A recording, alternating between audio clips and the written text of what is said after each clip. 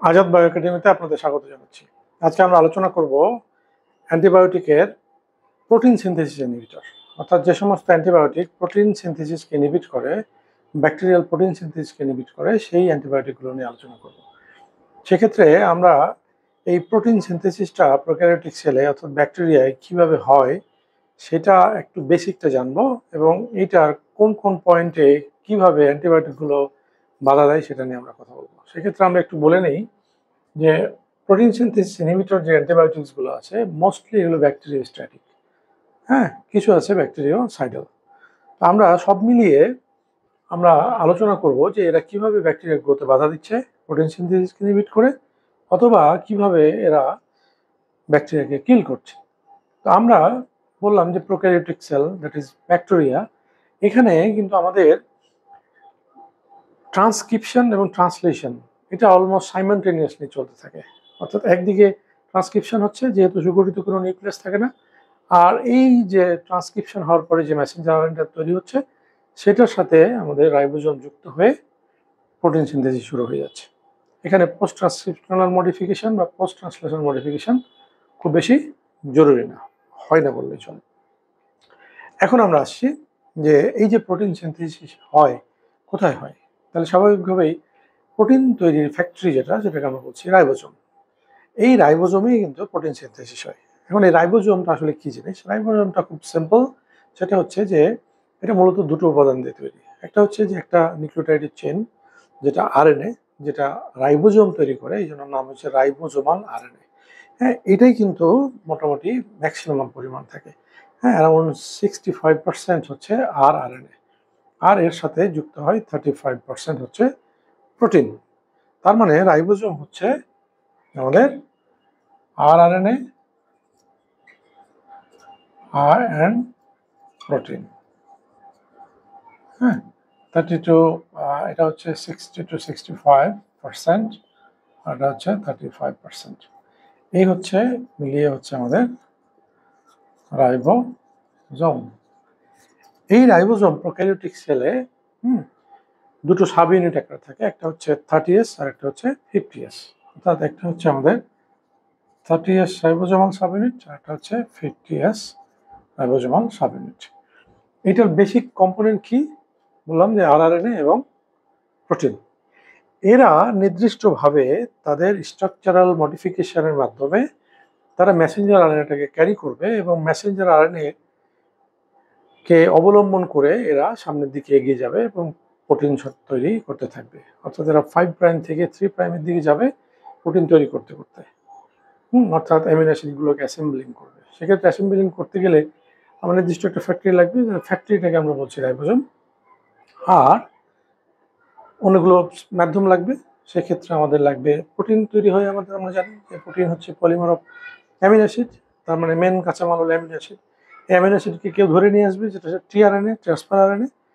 আর কোন ধরনের প্রোটিন তৈরি হবে সেটা ক্যারি করবে হচ্ছে মেসেঞ্জার আরএনএ, যেটা বললাম যে ট্রান্সক্রিপশনের পরে যেটা তৈরি হচ্ছে।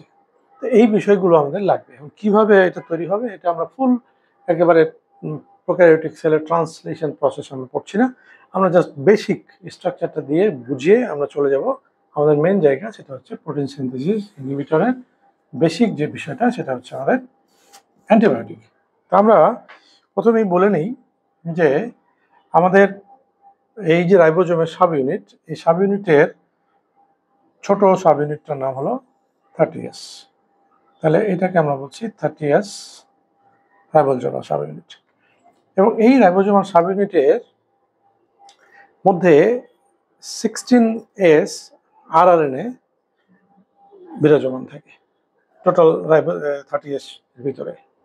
এটাই কিন্তু এই যে 16S রাইবোজোমাল যে পার্টটা, নিউক্লিওটাইড চেইনটা, হ্যাঁ, এটাই কিন্তু ফাংশনাল পার্ট হিসাবে কাজ করে, আর প্রোটিনটা তাকে অ্যাসেম্বলিং করে কাজে হেল্প করে। কীভাবে করে আমরা এখনই বলবো। হ্যাঁ, তার মধ্যে এর ভিতরে আমরা বললাম যে 16S রাইবোজোমাল নিউক্লিওটাইড চেইন থাকে, আর হলো প্রোটিন। এটা একটা বিষয়। এখন বিষয় হচ্ছে যে এই জায়গাতে আমাদের মেসেঞ্জার আরএনএ এসে অবস্থান করবে। এখন মেসেঞ্জার আরএনএ আসবে, এসে অবস্থান করবে, এই ঘটনাটা কিন্তু ইউক্যারিওটিকের ক্ষেত্রে প্রযোজ্য। আমরা অনেক সময় এটা বলে থাকি যে মেসেঞ্জার আরএনএ এসে রাইবোজোমের সাথে লাগবে, কিন্তু অ্যাকচুয়ালি প্রোক্যারিওটিক সেলের ক্ষেত্রে যেটা হয় এমআরএনএর সাথে গিয়ে রাইবোজোম অ্যাসেম্বল হয়, কারণ ট্রান্সক্রিপশন এবং ট্রান্সলেশন সাইমালটেনিয়াসলি চলতে থাকে। ডিএনএ থেকে ট্রান্সক্রাইব হয়ে আমাদের মেসেঞ্জার আরএনএ তৈরি হচ্ছে, আর ওখানেই অ্যাসেম্বলিং হয়ে প্রোটিন সিনথেসিস শুরু হয়ে যাচ্ছে। ওকে, সো আমরা জাস্ট বোঝার জন্য, দেখার জন্য আমরা এখানে একটু বলার চেষ্টা করি। আমরা যেহেতু একটু বড় করে দেখালে সুবিধা হবে, আমরা 30S এখানে দেখাই। তাহলে এটা হচ্ছে আমাদের 30S রাইবোজোমাল সাবইউনিট। তার মানে এর ভিতরে আমরা বললাম যে 16S আমাদের আরআরএনএর সিকোয়েন্স আছে। এখন এই 30S রাইবোজোম এর উপরে আমাদের আসবে হচ্ছে মেসেঞ্জার আরএনএ। এখন এইখানে মেসেঞ্জার আরএনএর যে সাইন ডেলগার্নো সিকোয়েন্স আসবে, তারা এখানে অবস্থান করবে, এত ডিটেলস আমি বলবো না, কারণ আমাদের অ্যান্টিবায়োটিকে যেতে হবে। সেক্ষেত্রে আমরা জাস্ট বলার চেষ্টা করি যে এই 30S এর উপরে আমাদের মেসেঞ্জার আরএনএটা এসে অবস্থান করছে। ওকে, তাহলে এটা আমরা বলছি mRNA। ওকে, এখানে নির্দিষ্ট নিউক্লিওটাইড আছে। এখন আমরা দেখব যে টিআরএনএ অ্যামিনো অ্যাসিডকে ধরে নিয়ে আসবে। টিআরএনএ আমরা টোটালটা বোর্ডটাকে যদি একটা সেল চিন্তা করি, তাহলে এর ভিতরে আমাদের কি আছে? টিআরএনএ আছে। হ্যাঁ, মনে করি এগুলো হচ্ছে টিআরএনএ। আমরা একটু অন্য কালার দিয়ে দেখাতে পারি।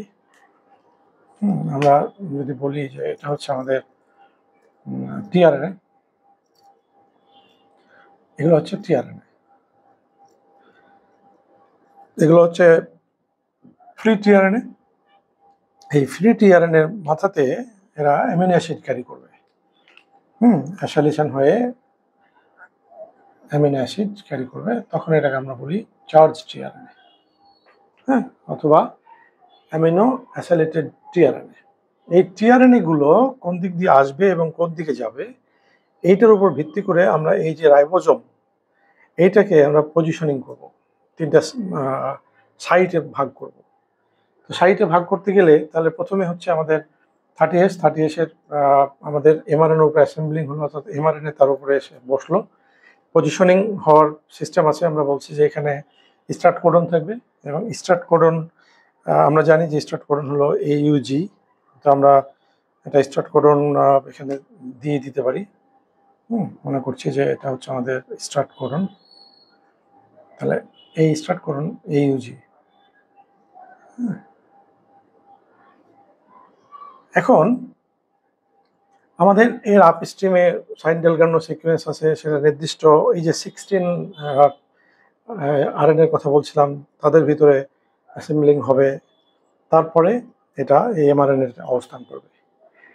এখন যেটা হবে, আমাদের ইনিশিয়েশন হিসেবে যে বিশেষ ফরমাইল মিথিওনিন অ্যাসোসিয়েটেড যে টিআরএনএ, অর্থাৎ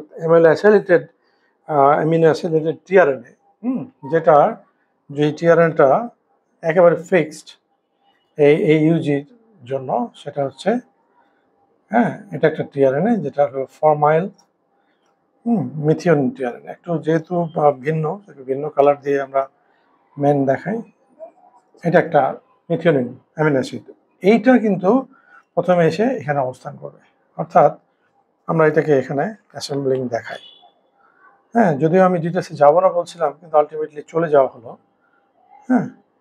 তাহলে এর অপোজিট কি থাকবে? নিউক্লিওটাইড কোডন থাকবে, অর্থাৎ এখানে এ আছে, তাহলে এখানে ইউ থাকবে, এখানে ইউ আছে, এখানে এ আছে, এখানে জি, তারপরে এখানে সি। আর এর মাথাতে কি আছে? ফরমাইল মিথিওনিন আছে। তাহলে এই হচ্ছে ইনিশিয়াল অবস্থা। এইটা এখন আমরা সাইট করব।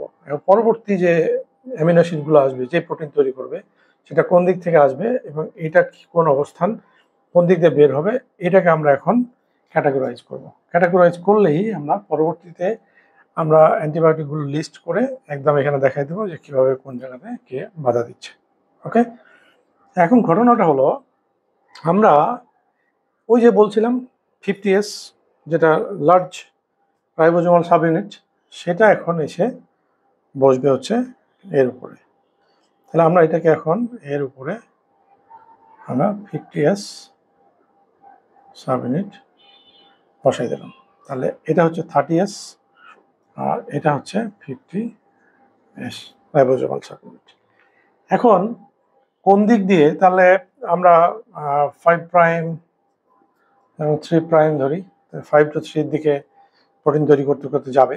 তাহলে কে ট্রাভেল করবে, যেহেতু এমআরএনএ দিয়ে একদিকে ট্রান্সক্রিপশন হচ্ছে আর রাইবোজোম তাহলে ট্রাভেল করবে, মুভ করবে কাকে ভিত্তি করে, এমআরএনএ কে ভিত্তি করে। তাহলে রাইবোজোম এগিয়ে যাবে। কোন দিকে যাবে আমরা দিকগুলোকে এখন আইডেন্টিফাই করব এবং কোন দিক দিয়ে টিআরএনএ অন্য অ্যামিনো অ্যাসিডগুলোকে নিয়ে আসবে। এই টিআরএনএ নিয়ে আসা অর্থাৎ অ্যামিনো অ্যাসিলেটেড টিআরএনএ, যেটা চার্জ টিআরএনএ বলছি, যেই টিআরএনএ গুলো অ্যামিনো অ্যাসিড ক্যারি করছে সেগুলো নিয়ে আসবে।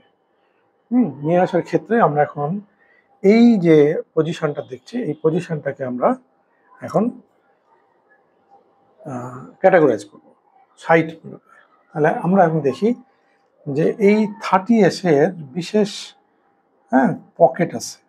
30s এর সাইড গেট যদি চিন্তা করি, ধরি এটা একটা সাইড গেট, এই সাইড গেট দিয়েই কিন্তু আমাদের ঢুকবে এই টিআরএনএ গুলা। ঢুকে এরা অবস্থান করবে এক জায়গাতে। তাহলে এখানে আমরা বলেছিলাম যে 30s এর বেসিক যে কম্পোনেন্ট সেটা হলো 16s রাইবোজোমাল সিকোয়েন্স। সেটা থ্রু আউট দ্য 30s এর মধ্যে আছে। এরাই বেসিক রোল প্লে করে এখানে বাইন্ডিং এর, যে ডেলগানো সাইকেন্স দিয়ে বাইন্ডিং এর ক্ষেত্রে। আর এইখানে একটা সাইট আছে যেটা সঠিক টিআরএনএ আসছে কিনা সেটা নির্ধারণ করে। এবং তারা এইখানেই ওই সঠিকভাবে পজিশনিং হয়। তাহলে আমরা যদি এখন এখানে আরেকটা কোডন দেখাই, এভাবে কোডন আছে, টোটালটাতে কোডন, দূরবর্তী দেখাচ্ছি বোঝার জন্য। এখন আমরা যেটা করব সেটা হচ্ছে যে বিশেষ একটা অঞ্চল আমরা চিন্তা করতে পারি, যেটা একটা সেন্টার। এটা একটা সেন্টার। এই সেন্টারে আমাদের যে 16s রাইবোজোমাল যে পার্টটা আছে সেটা মেন রোল প্লে করে। যখনই টিআরএনএ আসবে তখন এই সেন্টারটা কিন্তু ক্লিপ আউট হবে এবং সঠিক টিআরএনএটা মানে এখানে যে কোডন তার অ্যান্টিকোডন অনুযায়ী আসছে কিনা এটাকে প্রুফ রিডিং করবে। প্রুফ রিডিং করার পরে যদি দেখা যায় যে সঠিক, তাহলে তাকে পজিশনিং করবে। তাহলে এই একটা সেন্টার, এই সেন্টারের আমরা একটা নাম দিই, সেই সেন্টারটার নাম হলো ডিকোডিং সেন্টার। ডিকোডিং সেন্টার, ওকে। আর 30s এর সাইড গেট দিয়ে টিআরএনটা ঢুকছে। তাহলে এটাকে আমরা বলছি side gate of 30s। 30s ribosomal sub ইউনিটের। এখন এরা এসে অবস্থান করবে, সঠিক টিআরএনএ এর সাথে এসে মিলিত হবে। যেই জায়গাতে মিলিত হবে আমরা এখন সেটাকে সাইটটাকে করি, চিহ্নিত করি। তাহলে আমরা চিহ্নিত করি, এইটা একটা আমাদের খাঁজ কাটার মতো, অর্থাৎ গ্রুপ, এটা খাঁজের মতো একেবারে 30s থেকে শুরু করে 50s, 30s থেকে শুরু করে 50s, 30s থেকে শুরু করে 50s। এরকম খাঁজের মতো, খাঁজ কাটার মতো আছে এর আগে যখন ভিতরে 30s এবং 50s যখন মিলিত হয়েছে। তার মানে টিআরএনএ এই 30s এর সাইড দিয়ে এসে ঢুকে তারা 30s এর উপরে অ্যান্টিকোডনের সাথে বাইন্ড করে দাঁড়ায় যাবে। অ্যামিনো অ্যাসিড যে পার্টে যুক্ত আছে টিআরএনএর যে মানে প্রান্তে, সেটা 50s এর উপর অবস্থান করবে আর এই কোডন অ্যান্টিকোডনের মিলিত হবে 30s সাবইউনিটে এবং টোটাল একটা সাইটে মিলিত হবে এই দিকে। তাহলে এই যে অ্যামিনো অ্যাসাইল টিআরএনএ সাইট, এইটাকে আমরা বলছি আমরা এটাকে এখন নামকরণ করি। এটা হচ্ছে এ সাইট,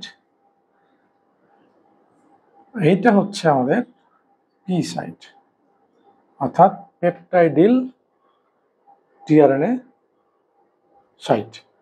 এটা অ্যামিনো অ্যাসাইল টিআরএনএ সাইট। এই টিআরএনএ প্রথমে তাহলে আসলে সেখানে পজিশনিং হলো, তারপরে এটা আসবে পি সাইটে। পি সাইটে কিন্তু সর্বপ্রথম এই ফরমাইল মিথিওনিন চার্জ টিআরএনএ, যেটা ইনিশিয়াল মানে অ্যামিনো অ্যাসিড টিআরএনএ, প্রথম এসে অবস্থান করে পি সাইটে, অর্থাৎ পেপটাইডিল আমাদের যে টিআরএনএ সাইট আছে সেই পি সাইটে। এরপরে আমাদের এটা হচ্ছে ই সাইট, অর্থাৎ এটাকে আমরা বলছি এক্সিট সাইট, অথবা আমরা এটাকে বলতে পারি ডি অ্যাসাইলেটেড টিআরএনএ এক্সিট সাইট। অর্থাৎ সাইটগুলোর বেসিক্যালি নামকরণ হয়েছে টিআরএনএ মুভমেন্টের উপর ভিত্তি করে। এই টিআরএনএটা যখন আসছে অ্যামিনো অ্যাসাইলেটেড টিআরএনএ, তখন আমরা বলছি অ্যামিনো অ্যাসাইড টিআরএনএ সাইট। হ্যাঁ, আমরা এখন যদি নাম একদম বলেই ফেলাই তাহলে এভাবে বলি যে এটা হচ্ছে অ্যামিনো অ্যাসাইল টিআরএনএ সাইট। এইটাকে আমরা বলছি পেপটাইডিল টিআরএনএ সাইট। আর এটা হচ্ছে সিম্পলি বলা যাবে যে এটা হলো এক্সিট সাইট, অথবা আমরা এটা বলতে পারবো ডি অ্যাসাইলেটেড টিআরএনএ এক্সিট সাইট। অর্থাৎ একদিক দিয়ে টিআরএনএ ঢুকছে, আরেকদিক দিয়ে টিআরএনএ বেরোচ্ছে একটা করে। এখন তাহলে কি হবে? তাহলে প্রথমে এখানে আছে আমাদের মিথিওনিন।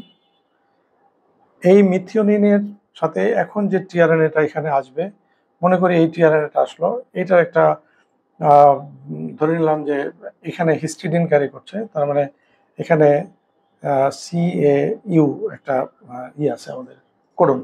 তাহলে এটা কোডন অ্যান্টিকোডন, তাহলে সিম্পলি এখানে অ্যামিনো অ্যাসিড ধরি, তাহলে এটা একটা অ্যামিনো অ্যাসিড। তাহলে এখানে আমরা লাল কালার দিয়ে যে দেখাচ্ছিলাম, এখন এরা কি করলো, এই যে সাইড গেট 30S দিয়ে ভিতরে ঢুকে এরা এখানে প্রুফ রিডিং ক্রস চেকিং হলো। এই যে 30S রাইবোজোমের মধ্যে যে 16S যে ডিকোডিং সেন্টার এই জায়গাতে, এবং এরা এসে সামনের দিকে দাঁড়ায় গেল, ওই খাঁজের মধ্যে ঢুকে গিয়ে তাহলে এখন আমরা টিআরএনটাকে এখানে বসাই দিই। তাহলে এর অ্যান্টিকোডন আছে এখানে। ওকে, এখন এর মাথাতে আমরা এ সাইট যেহেতু বলছি, এটা এ সাইটটাকে এখানে দেখাই। এখানে হচ্ছে আমাদের টিআরএনএ। ওকে, টিআরএনএর মাথাতে কি আছে? Amino acid. তাহলে এ হচ্ছে অ্যামিনো অ্যাসিড। এখন কি হবে? এই অ্যামিনো অ্যাসিড এবং এই অ্যামিনো অ্যাসিডের মধ্যে পেপটাইড বন্ড ক্রিয়েট হবে।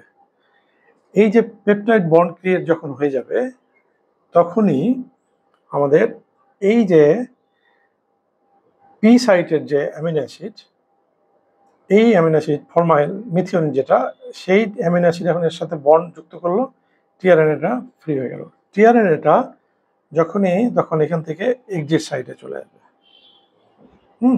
যখন এক্সিট সাইটে চলে আসলো, তখন আমাদের কি হলো, এক ধাপ এই রাইবোজোম যে ইউনিটটা এক ধাপ সামনের দিকে এগিয়ে যাবে। এক ধাপ সামনের দিকে এগিয়ে গেলে যেটা হবে, এই এক্সিট সাইটটা ফ্রি হবে, নতুন আরেকটা টিআরএনএ এটা দিয়ে ঢুকবে, আরেকটা অ্যামিনো অ্যাসিডকে নিয়ে আসবে। সেই অ্যামিনো অ্যাসিড আবার সেই আমাদের যে এ সাইটে পজিশনিং হবে। হ্যাঁ, এ সাইটে পজিশনিং হলে আগের টিআরএনএ, আগের যে অ্যামিনো অ্যাসিড সহ যে পি সাইটে যে অ্যামিনো অ্যাসিড দুটো বন্ড যুক্ত করে ছিল, হ্যাঁ, সেই টিআরএনএর সাথে এইটা আবার পেপটাইড বন্ড হবে। ফলে এই পি সাইটে আমাদের কি হবে, পেপটাইড বন্ড ফর্মেশনটা হবে। এই জন্য এটাকে পেপটাইডিল হ্যাঁ, টিআরএনএ সাইট বলছি। এবং এই জায়গাতে আমরা এখন বলবো যে এই পি সাইটে বিশেষ ধরনের একটা সেন্টার আছে, যেটা এনজাইমেটিক অ্যাক্টিভিটি শো করে। এই বিশেষ ধরনের এনজাইমেটিক অ্যাক্টিভিটি শো করে এই সাইট, এইটাকে আমরা বলছি, সেটা হলো যে পেপটাইড ট্রান্সফারেজ সেন্টার, অর্থাৎ পিটিসি, পেপটাইড ট্রান্সফারেজ সেন্টার। এই এনজাইমেটিক যে অ্যাক্টিভিটির কারণে এই অ্যামিনো অ্যাসিড এবং এই অ্যামিনো অ্যাসিডের মধ্যে পেপটাইড বন্ড হবে, তখনই এই টিআরএনএটা আমাদের ডিঅ্যাসাইলেটেড হয়ে গেল, অর্থাৎ ফ্রি হয়ে গেল, এবং এটা এক্সি সাইটে চলে গেল। এবং এখানে যে অ্যামিনো অ্যাসিড ক্যারি করছিল যে টিআরএনএটা, সেটা আমাদের কি হলো, মুভ ফরওয়ার্ড হয়ে চলে আসলো পি সাইটে। তাহলে এটা এখন ফ্রি হলো। এখন আবার নতুন করে একটা চার্জ টিআরএনএ এই যে 30S এর সাইড দিয়ে ঢুকে যাবে, ঢুকে গিয়ে আবার এ সাইটে পজিশনিং হবে, আবার পি সাইটের সাথে যে অ্যামিনো অ্যাসিডের চেইন আছে, সেই চেইনের মাধ্যমে একটার সাথে একটা যুক্ত হবে। এখন যুক্ত হতে থাকলেই এই রাইবোজোমের ভিতরে তাহলে অ্যামিনো অ্যাসিড একসাথে প্যাঁচ লেগে যাবে, জমা হতে থাকবে, অ্যাকুমুলেশন হতে থাকবে। বিষয়টা এরকম না। তাহলে কি হয়, আমাদের এই যে পি সাইট বলতেছি, এই পি সাইটের এক প্রান্তে, অর্থাৎ যে আমাদের পিটিসি অর্থাৎ পেপটাইড ট্রান্সফারেজ সেন্টারের পাশে আমাদের বিশেষ ধরনের একটা টানেল, হ্যাঁ, এইটাকে আমরা বলছি পেপটাইড এক্সিট টানেল। এখান দিয়ে ওই যে অ্যামিনো অ্যাসিডগুলো একটার পর একটা যুক্ত হচ্ছে। আমরা যদি এইভাবে অ্যামিনো অ্যাসিডগুলোকে দেখাই, হ্যাঁ, যেটা এই পি সাইটে যুক্ত হচ্ছে, এইটা কিন্তু এই সাইড দিয়ে বের হবে। দেখতে একই রকম হয়ে গেল, আমরা একটু ভিন্ন কালার দিয়ে দেখাই। সেটা হচ্ছে এটা একটা সাইট। এই সাইটটাকে আমরা বলছি, হ্যাঁ, পেপটাইড, হ্যাঁ, এটাকে আমরা এক্সিট টানেল বলি, এক্সিট পেপটাইড এক্সিট টানেল। অর্থাৎ আমরা যদি মনে করি যে এটা একটা চিমনি যদি মনে করি, তাহলে আপার পার্টে ধোঁয়া বের হওয়ার মতো করে একটা যেমন সাইড থাকে, সেরকম। তাহলে আমরা এখন দেখলাম যে এ সাইট, পি সাইট, ই সাইট। আমরা দেখলাম এই আমাদের 16S, যেটার অন্যতম কম্পোনেন্ট হলো 30S এর, আর 50S এর যে মেন ঘটনাটা, যেখানে পেপটাইড বন্ড ফর্মেশন হচ্ছে, এই টানেল কাজ করছে, হ্যাঁ, আমাদের অ্যাসাইলেটেড যে এ সাইটের অ্যাসেম্বলিং হচ্ছে, এই বিষয়গুলো কিন্তু এই 50S এরও বিশেষ আরএনএর সিকোয়েন্স আছে, সেটার নাম হলো 23 এস আরএনএর একটা নিউক্লিওটাইড চেন, যেটা মেন রোল প্লে করে। অর্থাৎ আমরা কি জানি যে নিউক্লিওটাইডের সিকোয়েন্সগুলোই কিন্তু অ্যাকচুয়ালি ফাংশন শো করে, এখানে প্রোটিনগুলো তার কাজে হেল্প করে। ওকে, এখন আমরা ওভারঅল বিষয়টা বুঝতে পারলাম মোটামুটি। এখন আমরা অ্যান্টিবায়োটিকগুলো লিস্ট করব এবং দেখাবো যে কোনটা কিভাবে কোথায় কাজ করে, তাহলে ব্যাপারটা খুব ইজি হয়ে যাবে। এখন এটা আমরা একটা একটা করে দেখাবো। প্রথমে আমরা বলে নিই যে টেট্রাসাইক্লিন গ্রুপের, যেমন ডক্সিসাইক্লিন বা টেট্রাসাইক্লিন ইটসেলফ, হ্যাঁ, এরা কিন্তু আমাদের এই যে 30S এর যে সাইড গেট আছে, এই সাইড গেটের এখানে যে হেলিক্যাল যে পার্ট আছে 30S এ, এখানে এসে বাইন্ড করে। অর্থাৎ আমরা বলতে পারছি যে 30S এর সাথে বাইন্ড করে কোন জায়গায়, বিশেষ করে এই যে সাইড গেট রিজনে।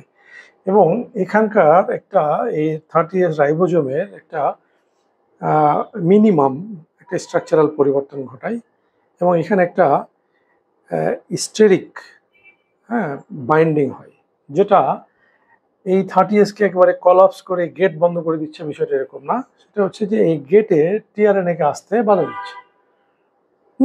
তাহলে টেট্রাসাইক্লিন বা ডক্সিসাইক্লিন এরা এই সাইড গেট অফ 30S এই রিজিয়নে বাইন্ড করে এইখানকার স্টেরিক একটা ব্লকেজ তৈরি করছে, যেটা টিআরএনএ এন্ট্রিতে বাধা দিচ্ছে। তাহলে টিআরএনএ, চার্জ টিআরএনএ, যেটা অ্যামিনো অ্যাসিড টিআরএনএ, সেটা যদি এই 30S দিয়ে ঢুকতে না পারে, তাহলে পরবর্তীতে এটা এ সাইটে পজিশনিং হবে না এবং পি সাইটের সাথে এ সাইটের যে পেপটাইড বন্ড ফর্মেশন সেটা হবে না। তাহলে প্রোটিন সিনথেসিস বন্ধ হয়ে যাবে। তাহলে এটা হচ্ছে আমাদের এই টেট্রাসাইক্লিন বা ডক্সিসাইক্লিনের মেকানিজম। এবং এই বাইন্ডিংটা যে হয় এটা হচ্ছে রিভার্সিবল বাইন্ডিং, অর্থাৎ ফর টাইম বিং এখানে বাইন্ড করে তারপরে তার প্রোটিন সিনথেসিসে বাধা দেয়। এবার আমরা আসি অ্যামিনোগ্লাইকোসাইড।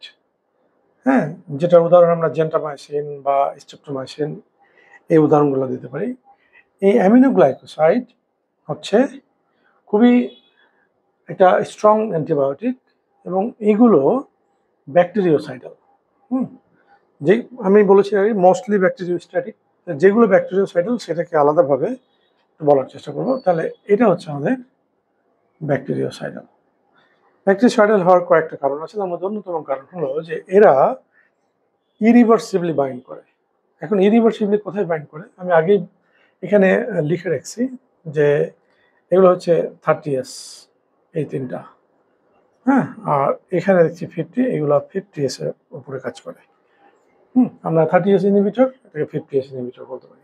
30S এর ভিতরে আমরা ডক্সিসাইক্লিন বা টেট্রাসাইক্লিন বললাম।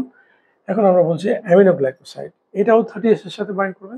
এখন 30S এর কোথায়? 30S এর বিশেষ করে এই যে মেইন যে আমাদের নিউক্লিওটাইড সিকুয়েন্স আছে 16H, যেটা বিশেষ করে ডিকোডিং রিজিয়নে, এই জায়গাতে এসে এই অ্যামিনোগ্লাইকোসাইড ইরিভার্সিবলি বাইন্ড করে।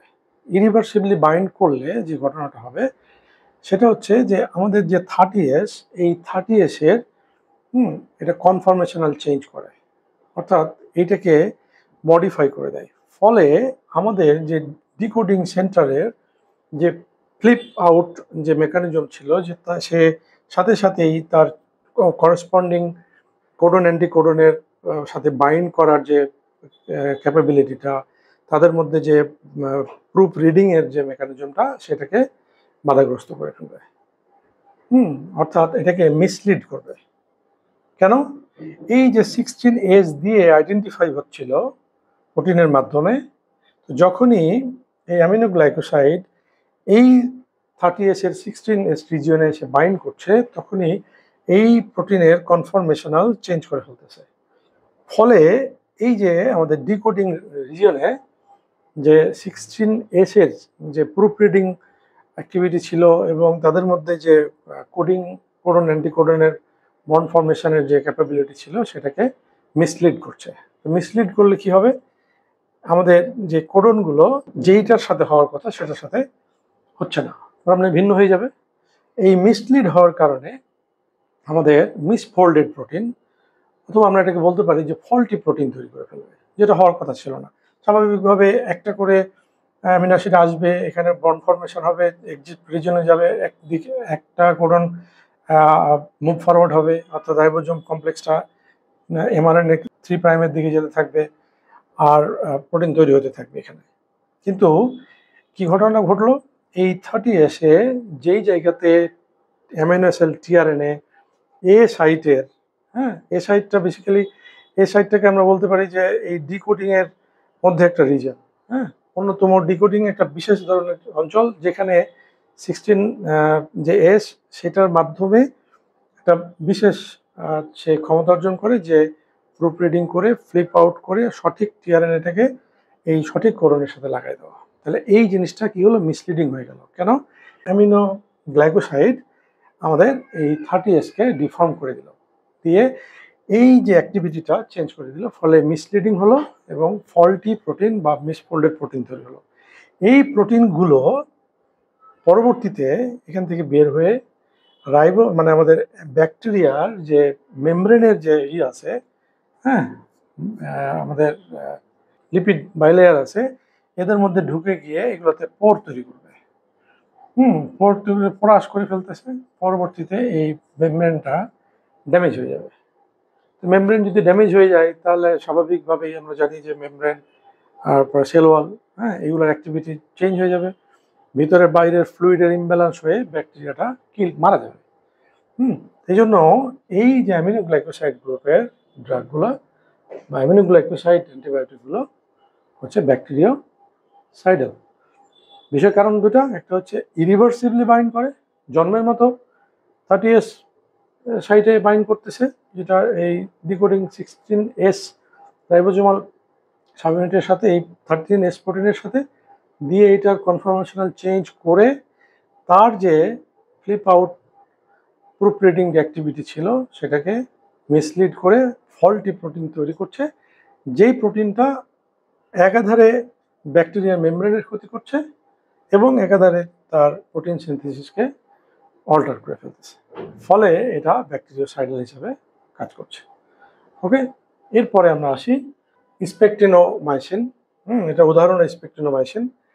এইটা মূলত আমাদের যে 30S, আমাদের যে রাইবোজোম, আমরা জানি যে প্রোটিন বিভিন্ন হেলিক্যাল স্ট্রাকচারে থাকে, এর যে 34 একটা হেলিক্যাল স্ট্রাকচার আছে, 34 হেলিক্স, সেখানে বাইন্ড করে এই যে 30S রাইবোজোমের ফাংশনটাকে হোল্ড করে দেয়, অর্থাৎ এই হেড যে মুভমেন্ট করে এই মুভমেন্টে বাধা দেয়, অর্থাৎ ইলংগেশনে বাধা দিয়ে দেয়, ফলে এই আমাদের প্রোটিন সিনথেসিস বাধাগ্রস্ত হয়।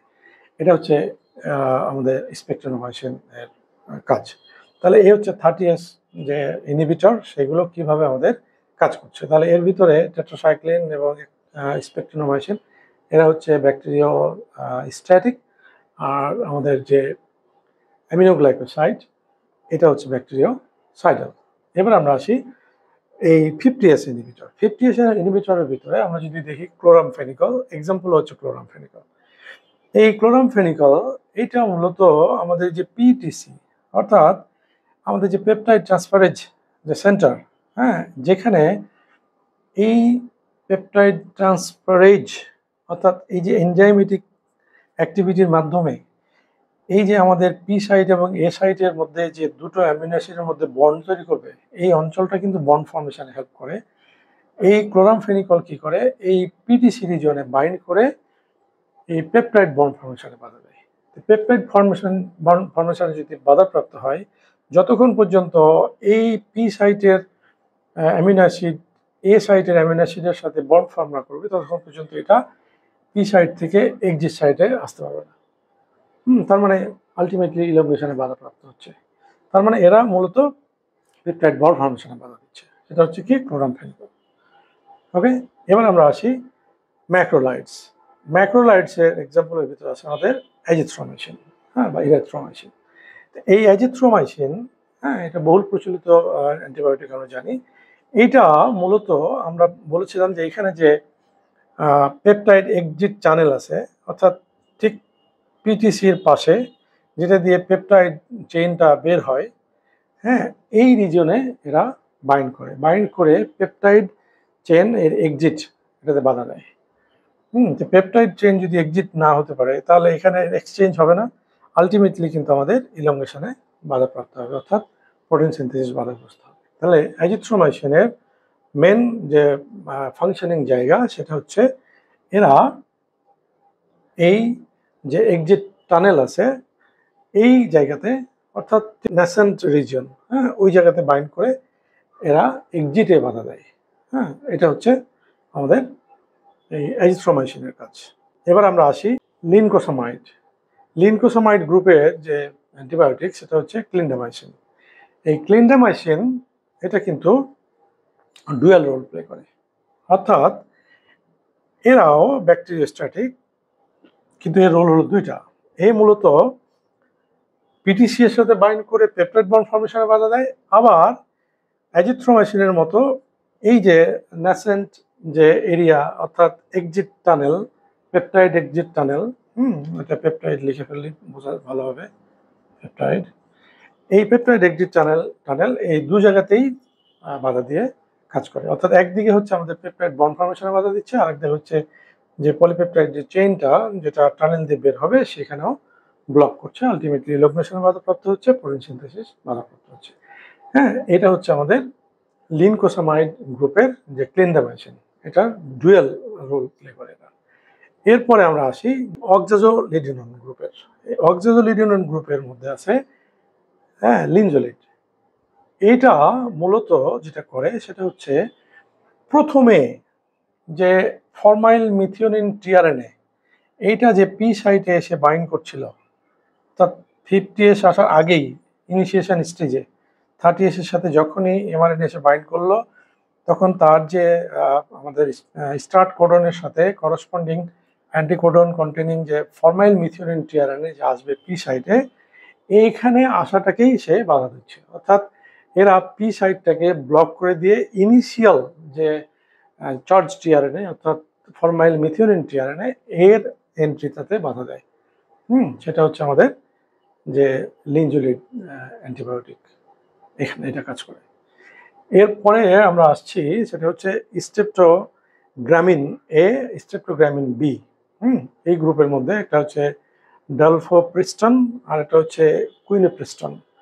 হ্যাঁ, এই ড্রাগ দুটোর কম্বো আকারে দেওয়া হয়, অর্থাৎ একসাথে। এর মধ্যে এই ড্রাগটা ইরিভার্সিবল ওয়েতে বাইন্ড করে। এটা বাইন্ড করে হচ্ছে এই পিটিসি রিজনে, অর্থাৎ এই পিটিসি অর্থাৎ আমাদের যে পেপটাইড ট্রান্সফারেজ রিজিয়ন পি সাইটে, এখানে ইরিভার্সিবলি বাইন্ড করে পেপটাইড বন্ড ফর্মেশনে বাধা দেয়। আর এই যে কুইনোপ্রিস্টন যেটা, এটা আমাদের এক্সিট টানেল, সেখানে বাধা দেয়। এটা রিভার্সিবল বাইন্ড করে, আর এটা হচ্ছে ইরিভার্সিবল বাইন্ডিং। এটা মূলত ব্যাকটেরিওসাইডাল হিসেবে কাজ করে। এটা ব্যাকটেরিওস্ট্যাটিক, বোথ একসাথে ব্যাকটেরিওসাইডাল হিসেবে কাজ করে। অর্থাৎ এটাকে আমরা ব্যাকটেরিওসাইডাল অ্যাক্টিভিটি এখান থেকে পাই। এটা হচ্ছে আমাদের যেটা স্ট্রেপ্টোগ্রামিন এ বা স্ট্রেপ্টোগ্রামিন বি, এই দুটোর গ্রুপের ড্রাগ, যেটা ডালফোপ্রিস্টন বা কুইনোপ্রিস্টন। এটা কম্বো প্যাক একটা, এটা ব্যাকটেরিওসাইডাল অ্যাক্টিভিটি আমরা এখান থেকে পাই। লাস্ট অফ অল হচ্ছে আমাদের প্লিউরোমিউটিলিন গ্রুপের ড্রাগ, সেটা হচ্ছে রিটাপামিউলিন। এই ড্রাগটা মূলত এটাও 50S এর উপরে কাজ করে। এটাও আমাদের পিটিসি অর্থাৎ এই পেপটাইড যে ট্রান্সফারেজ সেন্টার পি সাইটে, এটাকে ব্লক করার ফলে সাডেনলি আমাদের প্রিম্যাচিওর টার্মিনেশন ঘটায় দেয়। অর্থাৎ হঠাৎ করে এটাকে কাট করে ফাংশনটাকে ব্লক করে এই আমাদের যে পরবর্তীতে পি সাইড থেকে এক্সিট সাইডে আসবে এ ধরনের সিস্টেমে, এবং পরবর্তীতে এটা যে এগিয়ে যাবে 3' দিকে, এটাকে অ্যাব্রাপ্টলি টার্মিনেট করে দেয়। প্রিম্যাচিওর টার্মিনেশন বলা হয়, হঠাৎ করে প্রোটিন সিনথেসিসকে বন্ধ করে দেওয়া। এটা হচ্ছে আমাদের এই রিটাপামিউলিন অ্যান্টিবায়োটিকের কাজ। ওকে, ওভারঅল আমরা যেই সাইটগুলো দেখলাম এবং যেই অ্যান্টিবায়োটিকগুলো, সেগুলো মূলত এভাবে কাজ করে। তো এই হচ্ছে আমাদের অ্যান্টিবায়োটিক, প্রোটিন সিনথেসিস অ্যান্টিবায়োটিকের বেসিক মেকানিজম। আরেকটা বিষয় যেটা বলতে পারি, সেটা ব্যাকটেরিওসাইডালের ক্ষেত্রে আমাদের হাই ডোজ অ্যাজিথ্রোমাইসিন কিছু স্পিসিস অফ ব্যাকটেরিয়া এগেনস্টে আমাদের ব্যাকটেরিওসাইডাল অ্যাক্টিভিটি শো করতে পারে। এখন আমরা ওভারঅল সাম আপ করি, সেটা হচ্ছে টেট্রাসাইক্লিন, অ্যামিনোগ্লাইকোসাইড এবং স্পেকটিনোমাইসিন, এইগুলো 30S ইনহিবিটর। এখানে টেট্রাসাইক্লিন বা ডক্সিসাইক্লিন এগুলো 30S এর সাথে বাইন্ড করে সাইড গেটের সাথে যে টিআরএনএর এন্ট্রি হয়, এই এন্ট্রিতে বাধা দেয়। আমাদের অ্যামিনোগ্লাইকোসাইড যেটা জেন্টামাইসিন বা স্ট্রেপ্টোমাইসিন, এগুলো 30S এর সাথে, বিশেষ করে ডিকোডিং রিজিয়নে যে 16S এর সাথে বাইন্ড করে এটার যে ফ্লিপ আউট যে অ্যাক্টিভিটি, সেটাকে অ্যারেস্ট করে দেয়। ফলে আমাদের যে প্রুফ রিডিং ব্যাহত হয় এবং আমার এই যে এ সাইটে মিসলিডিং হয়ে ফল্টি প্রোটিন তৈরি করে। এই ফল্টি প্রোটিনগুলো পরবর্তীতে মেমব্রেনের পোর তৈরি করে মেমব্রেনকে ড্যামেজ করে ব্যাকটেরিয়াকে কিল করে। এটা ব্যাকটেরিয়া সাইডাল অ্যাক্টিভিটি শো করে। এরপরে আমরা স্পেকটিনোমাইসিন, যেটা উদাহরণ স্পেকটিনোমাইসিন, সেটা আমরা বলছি যে স্পেসিফিক যে 34 একটা হেলিক্স থাকে আমাদের যে 30S এর, এই হেলিক্সের সাথে বাইন্ড করে আমাদের এই 30S এর যে হেড মুভমেন্ট, এটাকে বাধা দেয়, ফলে এলোনেশনে বাধাপ্রাপ্ত হয়। এরপরে আমরা ক্লোরামফেনিকল, যেটা আমাদের পিটিসি অর্থাৎ পেপটাইড ট্রান্সফারেজ সেন্টারে বাইন্ড করে এটার এনজাইমেটিক অ্যাক্টিভিটিটাকে ব্লক করে পেপটাইড বন্ড ফর্মেশনে বাধা দেয়। ম্যাক্রোলাইডস যেটা এজিথ্রোমাইসিন, যেটা মূলত আমাদের এই ন্যাসেন্ট যে এরিয়া অর্থাৎ পেপটাইড এরিয়া, এখানে পেপটাইড এক্সিট টানেল, হ্যাঁ, এই জায়গাটাকে বাধা দেয়, ফলে আমাদের পেপটাইড এখানে এক্সিট হতে পারে না, এলংগেশন বাধাপ্রাপ্ত হয়। এটা হাই ডোজে কিছু কিছু স্পিসিসের ক্ষেত্রে ব্যাকটেরিওসাইডাল অ্যাক্টিভিটি শো করে। এরপরে আমরা লিঙ্কোসামাইড গ্রুপের মধ্যে ক্লিন্ডামাইসিন, যেটা বলছি এটা ডুয়াল রোল আছে, অর্থাৎ এটা পিটিসিতে পেপটাইড বন্ড ফর্মেশনে বাধা দেয়, আবার পেপটাইড এক্সিট টানেলে আমাদের পেপটাইড পলিপেপটাইড চেন এক্সিটে বাধা দেয়। এটা ডুয়াল রোল প্লে করে। এরপরে আমরা যদি বলি সেটা হচ্ছে অক্সাজো লিডিনন, লিঞ্জো লিড, হ্যাঁ, এটা আমাদের মূলত যে ইনিশিয়াল যে ফরমাইল মিথিওলিন টিআরএনএ পি সাইটে যে এসে বাইন্ড করে এই আমাদের স্টার্ট কোডনের সাথে, এখানে এটা বাধা দেয়। এরপরে আমরা বলছি যে গ্রামিন এ, স্টেপটোগ্রামিন বি, এই দুটো কম্বো আকারে, অর্থাৎ ডালফোপ্রিস্টন আর হচ্ছে কুইনোপ্রিস্টন, এটা কম্বো আকারে কাজ করে। এটা ডালফোপ্রিস্টনটা মূলত আমাদের পিটিসিতে ইরিভার্সিবলি বাইন্ড করে এবং ব্যাকটেরিয়াসাইডাল অ্যাক্টিভিটি শো করে, এবং পাশাপাশি কুইনোপ্রিস্টন এটা আমাদের পেপটাইড এক্সিট সাইটে বাইন্ড করে, এবং বোথ একসাথে এরা ব্যাকটেরিয়াসাইডাল অ্যাক্টিভিটি শো করে। লাস্টে হচ্ছে আমাদের যে প্লিউরো মিউটিলিন, এই গ্রুপের যে আমাদের রিটাপামিলিন যে অ্যান্টিবায়োটিকটা, এটা আমরা বলছি যে এটা 50S এর পিটিসির সাথে বাইন্ড করে এটা অ্যাব্রাপ্টলি এই পেপটাইড বন্ড ফর্মেশনে বাধা দিয়ে টার্মিনেট করে দেয়। এই হচ্ছে ওভারঅল আমাদের সামার। তো সব মিলিয়ে এটা হচ্ছে আমাদের প্রোটিন সিনথেসিস ইনহিবিটর ড্রাগের অ্যান্টিবায়োটিকের মেকানিজম। সবাইকে ধন্যবাদ।